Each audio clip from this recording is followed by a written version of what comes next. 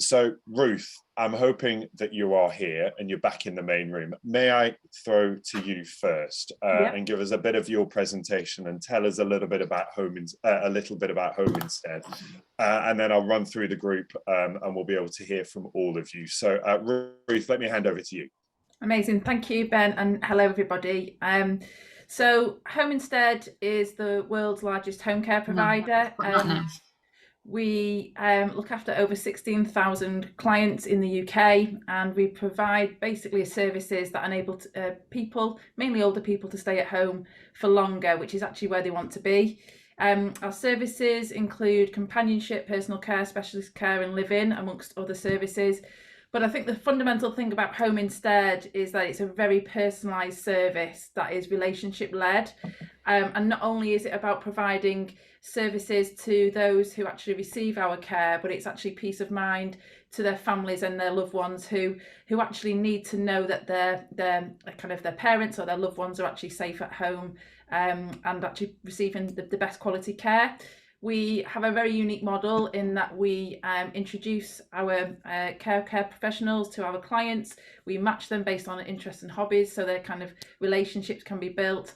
And we always maintain continuity, so it's the same person going into the client's home.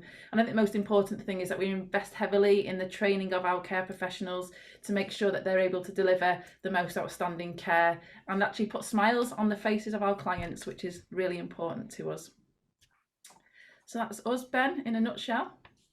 And Claire, because you're on the other side of this, aren't you? Maybe I can ask you quickly as well. Give me a sense of what it's been like. And we talked about your experience earlier on, but was it everything that you thought it would be from the outset? And I suppose what has been maybe some of the hardest things for you to deal with? Because it's all well and good us talking about all the wonderful benefits, but what's been hardest for you? The hardest has been the pandemic. March 2020, the phone started ringing. I have over 200 clients. We deliver over 12,000 hours of care every month, and I have a team of close to 200 care professionals who deliver that care. And March 2020, the phone started ringing with our clients' families too nervous to have anybody coming into their home. They were shielding, they were isolating, and for about 12 days, the phone rang and rang and rang, clients saying, "Can we suspend services with you?" And my business has only known growth. I've only gone in one direction from the day I started. I'm one of the largest home insteads in the country, and I've only known it go in that direction. And so to have it's about 6 weeks of it feeling like the plug had been pulled. After about 6 weeks, the phone started ringing again from all the daughters who thought they could care for mum, for all the husbands and wives who thought they could cope. They rang us up saying, "Oh my God, he's the most difficult man to care for. Can I have your services again, please?" And so off we went again. But I have to say that was probably the lowest point of my 12 years. But I can honestly say, with my hand on my heart, I do this because I know we are making such a difference to our clients' lives, and so that brings me joy every single day. And the highs are all the time. We lose clients because they pass away, and those are lows too, but the highs really outweigh the lows. Yeah, it's fascinating to hear from both sides there, isn't it? And Ruth, we've suddenly got this newfound appreciation, haven't we? If the pandemic has taught us anything, it's an appreciation of exactly what you guys do. And we've spoken, haven't we, during the pandemic? We've done events like this before, and you've been telling me the ups and the downs and the highs and the lows. Have you found that people have a newfound appreciation of the sector, the industry in which you work and the work that you're doing, but also that we're all just, I don't know, we think about these things more than perhaps in the past. It was maybe something we took for granted, and now there's a newfound appreciation of the work you do.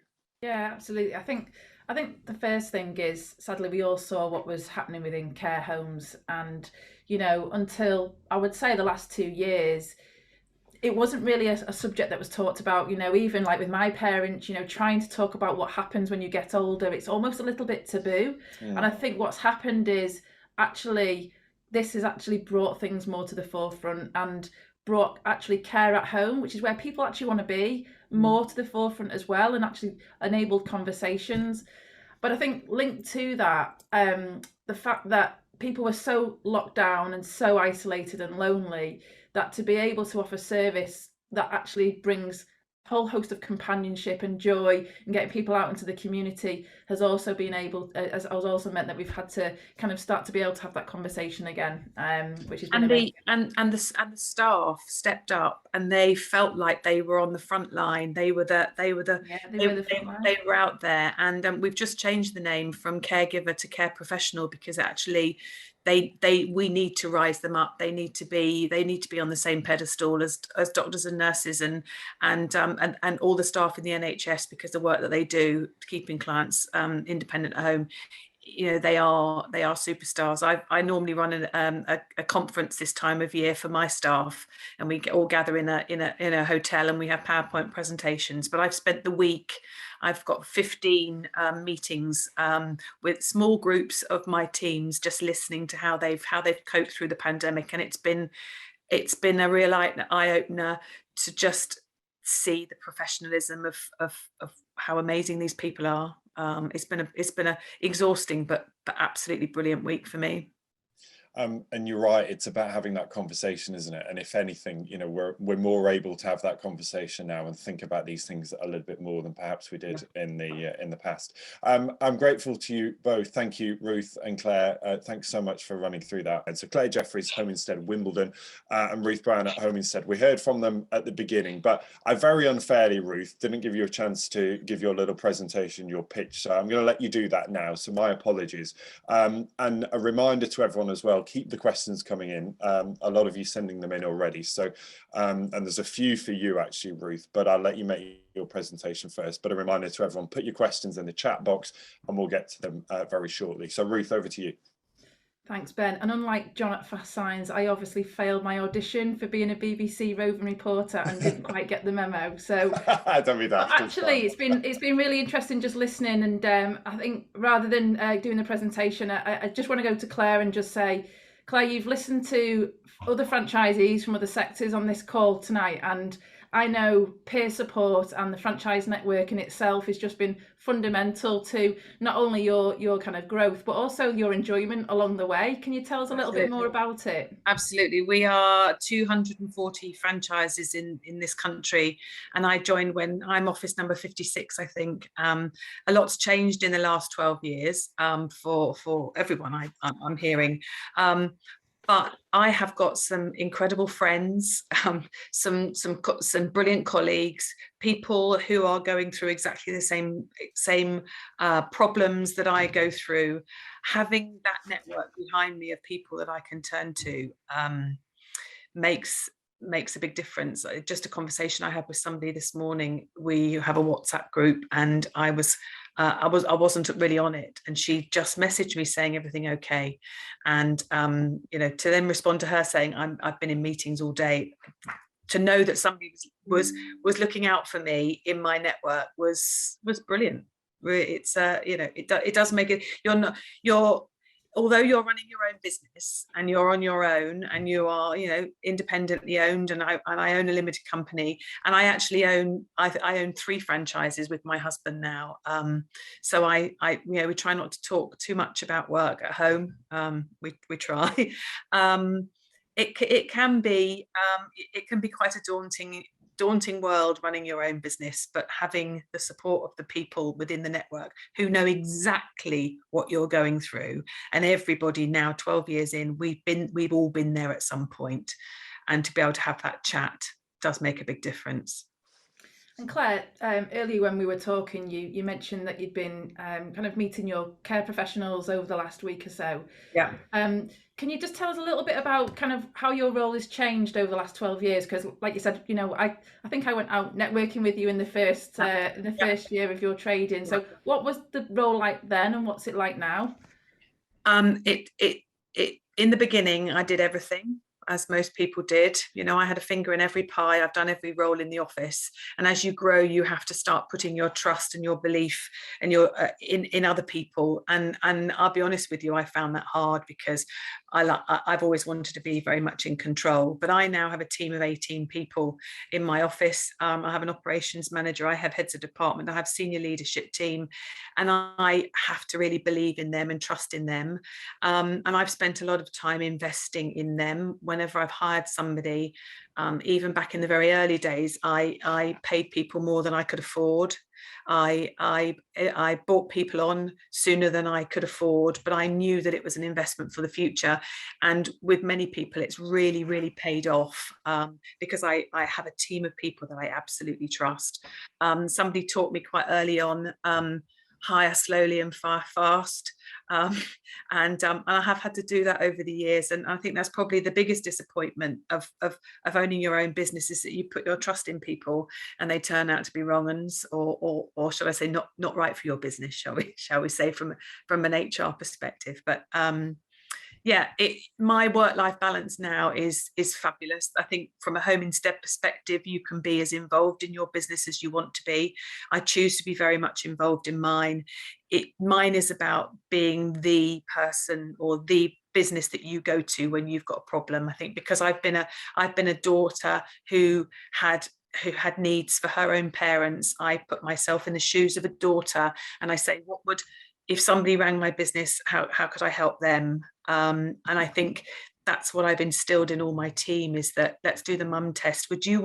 Who would you like to look after your mother? And therefore we need to recruit those people, we need to train them, and we need to look after those people in the same way as we're looking after our clients, because my business is about people.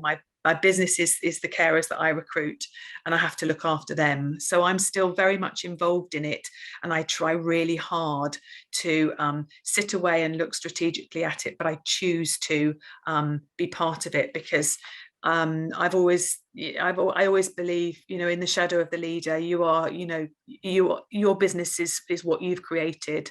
And as I said earlier on, it's been so wonderful to see some people at these meetings, some of which people have been with me for 10, 11 years, and they remember it back then when I was doing the payroll, and and now I have teams of people who do that for me. And yeah, I feel as though I've just got started, if I'm honest with you. 12 years in, there's so much opportunity. There's so much opportunity when you own your own business. And from a home instead perspective, there's a franchise model and there's franchise standards that you have to follow, but you can set your own stall out.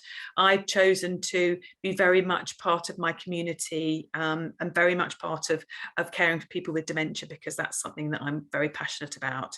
But how you run your own business is very much up to you, which is what I really like about it. And you've got the support of National Office to help you along the way. And Claire, you mentioned about investment and kind of investing ahead of kind of the curve in terms of your people. One of the things you have done with Mike, your husband, is that you did invest in 2 resales. Yeah. What made you do that? Because obviously, you had Wimbledon and Kingston. Mike joined you into that business, but obviously since then you now own Richmond and Epsom. Mike joined me after 5 years, and if I'm honest with you, that was quite hard when you run your own business and your husband joins you. So again, if you're thinking about buying a franchise, really think carefully about, can you work with your husband? Can you work with your wife? Not everybody can. And the opportunity came to buy our neighbouring office, which needed a bit more love than it was currently getting, let's put it that way. And so we thought that it was a really great idea to take on an office. It wasn't doing very well, so the finances, it didn't cost us an awful lot to buy, and Mike has built it up. He took it on and he's built it up to be one of the top offices in the country. And then the people who introduced us to Home Instead, our friends Paul and Jill, decided to retire last year, midway through the pandemic. And so we thought, actually, this is an area of the country that we know and we love. Mike's mum still lives around there. Mike and I both went to school around there, and so we bought that franchise off Paul and Jill, and it was a very successful going concern. So we've invested an awful lot of money in buying a second and a third franchise, but It really works. We know how to run successful franchises between the two of us, and we're really making both of them work. All three of them are in the top 10 of largest offices in the country. So we know what we're doing, which is great. Thanks, Claire. And I'm just going to jump, I'm going to steal Ben's job now, and I'm just going to jump to one of the questions that was for Home Instead in the chat. And it's basically, what's the biggest challenge now for you as a Home Instead franchisee? For me right now is keeping up with demand. Our phone is ringing off the hook. We cannot recruit quick enough. And there aren't enough hours in the day to provide care for people who need it. So that's our biggest challenge, is keeping up with demand. Thanks. Nice problem to have.